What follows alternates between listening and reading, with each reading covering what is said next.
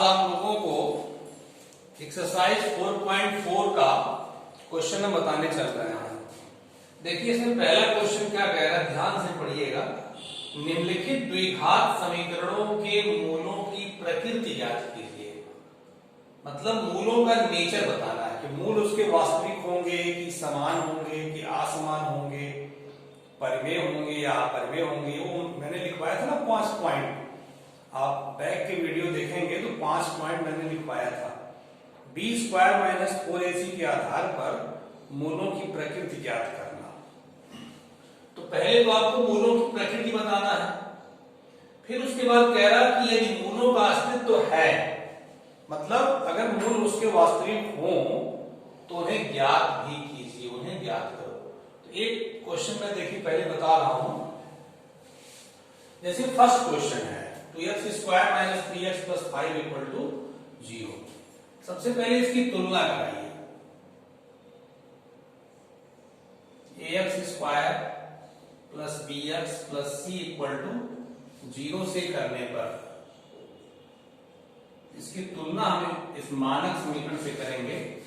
a = 2, b = -3, c = 5। आप विविक्त कर निकालिए। विविक्त कर b² - 4ac, ये विविक्त कर होता है। इसका मान निकालिए। b का मान कितना है? -3। b² है ना, तो -3 का स्क्वायर -4, a की जगह 2, c की जगह 5, तो -3 का स्क्वायर +9, -4 × 8 बचे 40। देखिए -31 आ गया। b² - 4ac का मान माइनस आ गया। तो अपना जो लिखे थे आप 5 पॉइंट, उसमें चौथा पॉइंट है, यदि b² - 4ac का मान 0 से कम आए अर्थात ऋणात्मक आए तो द्विघात समीकरण के मूल काल्पनिक होते हैं। ठीक है, ये था। तो क्या आ रहा है, चूंकि b² - 4ac का मान 0 से कम आ रहा है, माइनस क्या होता है, 0 से कम होता है, ऐसे लिखेंगे 0 से कम, इसलिए द्विघात समीकरण के मूल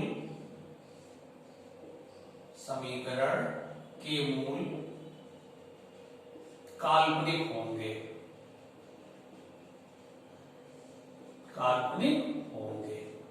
ठीक है, जब मूल काल्पनिक हो गए तो मूलों का अस्तित्व ही नहीं है। वास्तविक होने पर मूलों का अस्तित्व होता है, केवल वास्तविक होने पर मूलों का अस्तित्व होता है। काल्पनिक जब हो गया तो मूलों का अस्तित्व नहीं है, और जब मूलों का अस्तित्व नहीं है तो मूल ज्ञात भी नहीं करना है।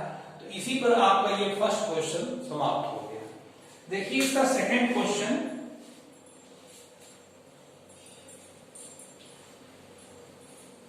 पहले का ही सेकंड क्वेश्चन देखिए ध्यान से। 3x² -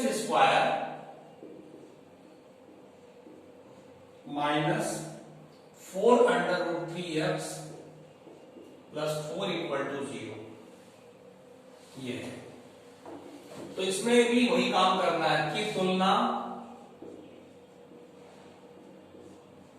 ax² + bx + c = 0 से करने पर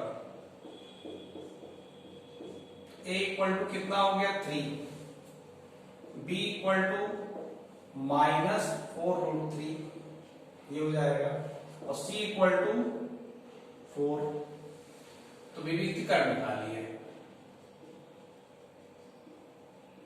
विविक्त कर कितना, b² - 4ac का मान निकालना है।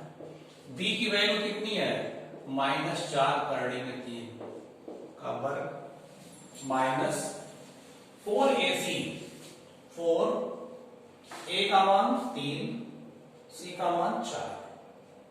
ठीक है, तो देखिए माइनस का वर्ग प्लस होता है, और 4 का वर्ग 16 और कर्णिक 3 का वर्ग 3, तो 4 का वर्ग 16, 3 48 हो गया, और प्लस हो ही जाता है माइनस का वर्ग, और ये 4 3 12 4 48, 0 आ गया।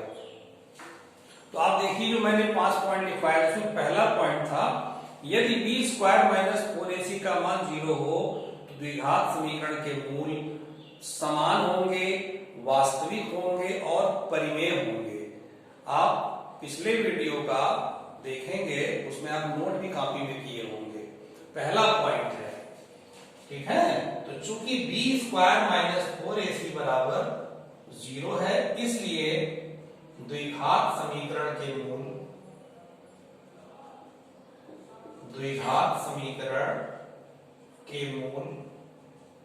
समान, वास्तविक तथा परिमेय होंगे। तो ये आप प्रकृति बता दिए। जो प्रकृति ज्ञात कीजिए कह रहे थे ना, ये प्रकृति हो गई। तो जब वास्तविक आ गया मूल, इसका मतलब मूलों का अस्तित्व है। मूलों का अस्तित्व है। अब हम मूल ज्ञात करेंगे। अभी इसमें काम बाकी है। जब अस्तित्व है तो काम होगा। इतना नोट करने के बाद इसके आगे लगाएंगे। अब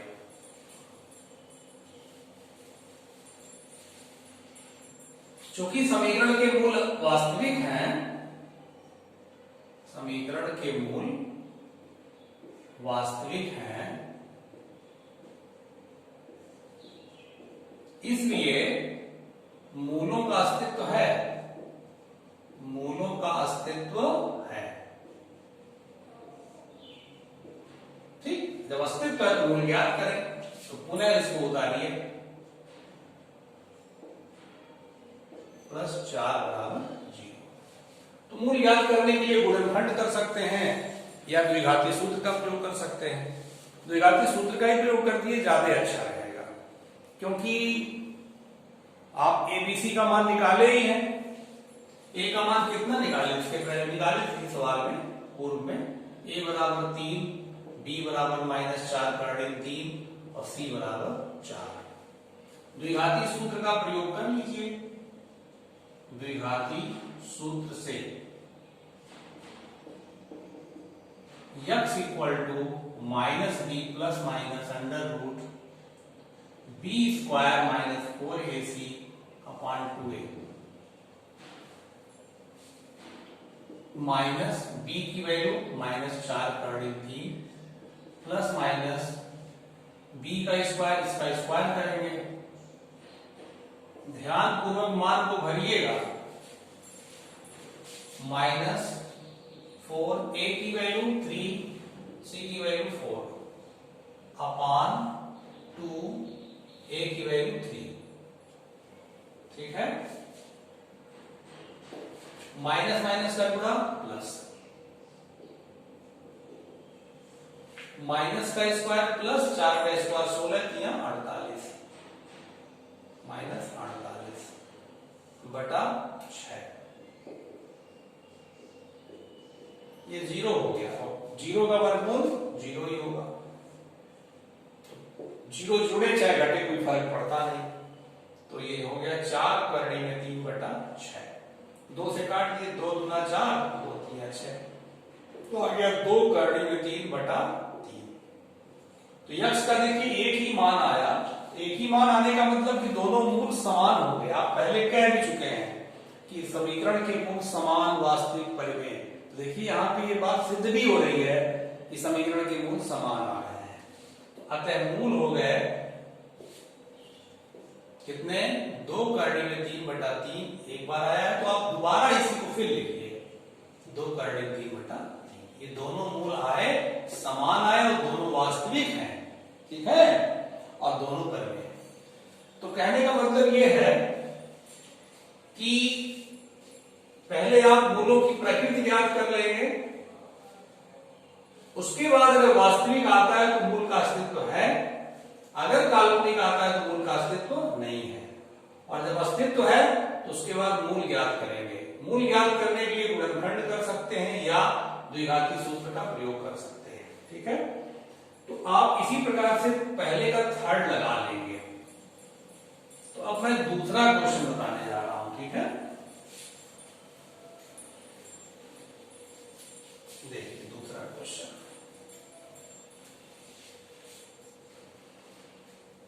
देखिए दूसरा क्वेश्चन ये कह रहे हैं कि निम्न द्विघात घात समीकरण में k का ऐसा मान ज्ञात कीजिए जिससे उसके दोनों मूल बराबर हो, उसके दो मूल बराबर हो। तो बराबर मूल के लिए k का मान निकालना है। पहला सवाल आप जैसे लगाए चले, मान लीजिए 2x स्क्वायर धन kx धन 3 बराबर 0। सबसे पहले इसकी तुलना करा दीजिए, ax स्क्वायर धन bx धन c बराबर 0 से करने पर, ठीक है। a equal to 2, b equal to k, c equal to 3। ठीक, अब आप कहिए चूंकि समीकरण के मूल बराबर है, देखिए कहा है क्वेश्चन में साफ देखिए लिखा है कि उसके दो बराबर मूल हैं। तो दो बराबर मूल हैं, ये दिया हुआ है, इसका हम यूज करेंगे तब k का मान आएगा। तो चूंकि समीकरण के मूल बराबर हैं, बराबर कहिए चाहे समान कहिए, बराबर हैं, इसलिए विविक्तकर जो होगा वो कितना होगा, 0 होगा। विविक्तकर आप जानते हैं क्या होता है, b स्क्वायर माइनस 4ac होता है। ठीक, b का मान k का स्क्वायर हो जाएगा, 4a का मान 2 और c का मान 3 बराबर 0। 4 गुना 8 3 24, 4 गुना 8 3 24, ये हो गया। तो k स्क्वायर बराबर 24। जब वर्गमूल लेंगे दोनों पक्षों का, वर्गमूल लेने पर तो k बराबर हो जाएगा प्लस माइनस करड़ी में 24। प्लस माइनस लिखते हैं क्योंकि प्लस का भी वर्ग करेंगे तो प्लस आता है, माइनस का वर्ग करेंगे तो भी प्लस आता है। तो वर्गमूल जब निकालते हैं तो प्लस माइनस लिखते हैं। तो ये हो गया। तो अब इसका देखिए 24 को लिख सकते हैं 4 गुणे 6, 4 गुणे 6, 4 का वर्गमूल 2 हो जाएगा, 2 करड़ी में 6। तो ये k का मान आ गया, ठीक है, आंसर हो गया। अब देखिए इसका दूसरा ही बता दें।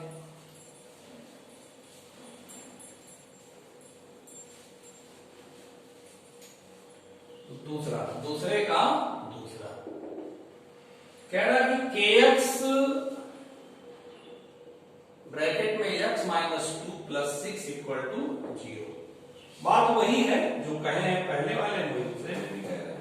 तो पहले कोष्टक खोल दीजिए, kx का गुणा x में kx square minus 2kx plus 6 equal to 0 की तुलना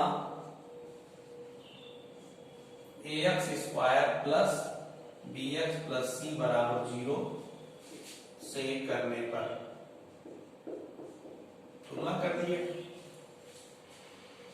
तो a इक्वल टू k आ गया, b equal to minus 2k। देखिए x स्क्वायर का गुणांक a होता है, यहां देखिए a और यहां x स्क्वायर गुणांक k, a equal to k, b equal to minus 2k और c इक्वल टू 6। चूंकि समीकरण के मूल बराबर हैं, ये दिया हुआ है, इसका यूज करेंगे, बराबर है, इसलिए b स्क्वायर माइनस 4ac का मान 0 लेकर चलेंगे आप। b की वैल्यू क्या है, माइनस 2k का स्क्वायर हो जाएगा, माइनस 4, a की वैल्यू k, c की वैल्यू 6, ठीक, माइनस का स्क्वायर प्लस और 2 का स्क्वायर 4k स्क्वायर, 6 चौक 24 इक्वल टू 0। अब आप 4 से भाग दे दीजिए, 4 से भाग देने पर दोनों तरफ आप समान संख्या से भाग दे सकते हैं छोटा बनाने के लिए। 4 से भाग देंगे तो कितना हो जाएगा, k स्क्वायर माइनस 4 6 24 बराबर 0। इसमें k कॉमन ले लीजिए,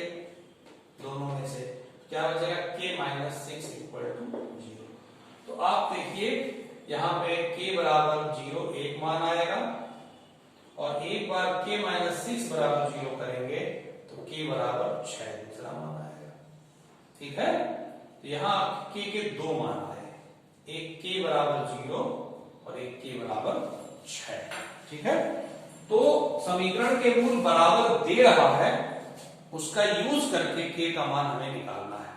ठीक है, अब आप देखिए एक सवाल और बता रहे हैं, इसमें तीसरा सवाल क्या कह रहे हैं, कहे हैं कि क्या एक ऐसे आम की बगिया बनाना संभव है जिसकी लंबाई चौड़ाई से दुगनी हो, जिसकी लंबाई चौड़ाई से दुगनी हो और उसका क्षेत्रफल 800 वर्ग मीटर हो। यदि है तो उसकी लंबाई और चौड़ाई ज्ञात कीजिए। देखिए लंबाई चौड़ाई से दुगनी है, लंबाई चौड़ाई की बात कर रहे हैं तो आयताकार ही बगिया हो सकता है। लंबाई जो है चौड़ाई से दुगनी, मान लिया चौड़ाई x है तो लंबाई 2x हो जाएगी। ठीक है, मान लिया आयताकार बाग की चौड़ाई x मीटर तथा लंबाई 2x मीटर। ये 2x क्यों कहे, क्योंकि लंबाई दुगनी कर रहे हैं चौड़ाई पे। इसका क्षेत्रफल कितना है, प्रश्नानुसार क्षेत्रफल दे रहे हैं, बाग का क्षेत्रफल बराबर 800 दे रहे हैं।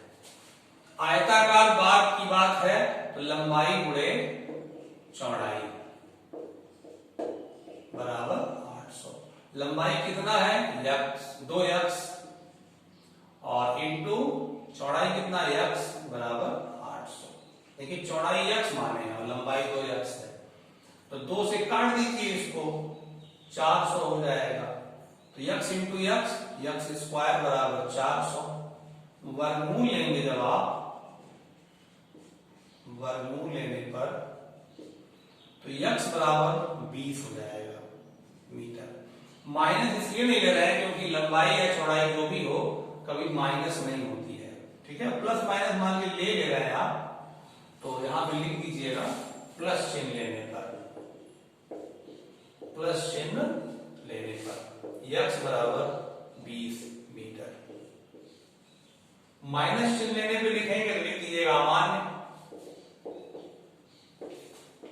x बराबर माइनस 20 मीटर, ये अमान्य हो जाएगा। कारण बता दीजिए, चूंकि लंबाई या चौड़ाई, चौड़ाई ये है x, चूंकि चौड़ाई कभी ऋणात्मक नहीं होगी, लंबाई ऋणात्मक नहीं होगी, लेकिन x चूंकि चौड़ाई माने हैं ना इसलिए लिखते रहे, चौड़ाई कभी ऋणात्मक नहीं होगी।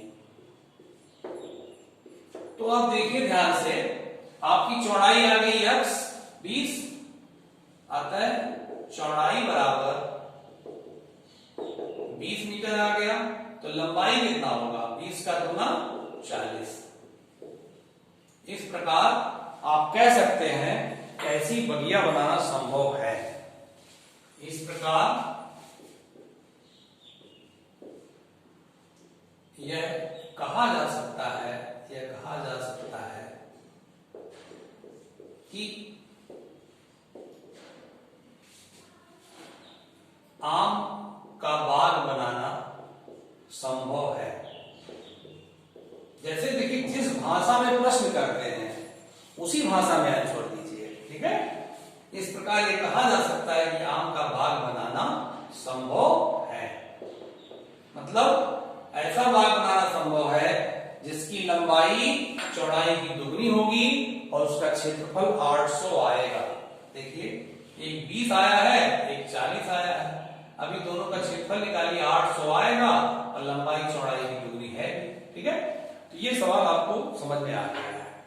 तो अब आगे के क्वेश्चन जो है, जैसे बचा हुआ है चौथा पांचवा, तो वो आप प्रयास करेंगे और मैं उसको नेक्स्ट वीडियो में डाल भी दूंगा। तो इसमें एग्जाम्पल आपको मैं 17-18 बता दूंगा, ठीक है। आप एग्जाम्पल 16 आराम से लगा दीजिएगा घर से।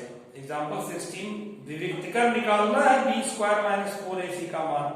उसके बाद कह रहा मूलों की प्रकृति बताइए, तो मूलों की प्रकृति उसके आधार पर आप बता देंगे, ठीक है। इसके बाद आपसे नेक्स्ट वीडियो मिलेंगे।